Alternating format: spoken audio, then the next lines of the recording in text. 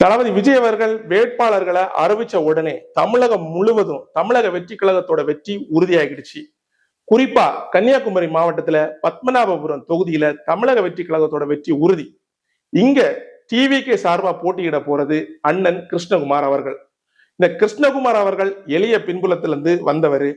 இந்த கன்னியாகுமரி மாவட்டத்துல என்னெல்லாம் பிரச்சனைகள் இருக்கு மக்களுக்கு, சாலையில கனிம வள கொள்ளை, இது எல்லாமே அவருக்கு அத்துப்படி.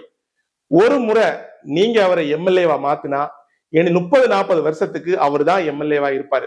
அதுக்கு காரணம் மக்களோட அவருக்கு இருக்கிற கூட்டணி, மக்கள் பிரச்சனையோட புரிதல்.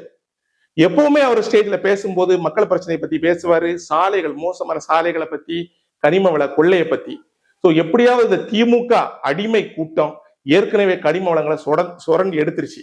சோ இந்த மலைகளை காப்பாற்றணும், நம்ம சாலைகளை மேம்படுத்தணும், மக்கள் வாழ்க்கையை செழிப்பாக்கணும்னா கண்டிப்பா ஒரு புதிய ஆட்சி வேணும். நம்ம பத்மநாபபுரம் தொகுதி மக்கள் இந்த முறை யோசிச்சு ஜாதி மதம் அப்படிங்கிற பிரிவினை இல்லாம யாரு நமக்காக உழைப்பா அப்படிங்கிறத பார்த்து நம்ம ஓட்டு போட்டோம் அப்படின்னா நிச்சயமா நமக்கு ஒரு சிறந்த எதிர்காலம் இருக்கு.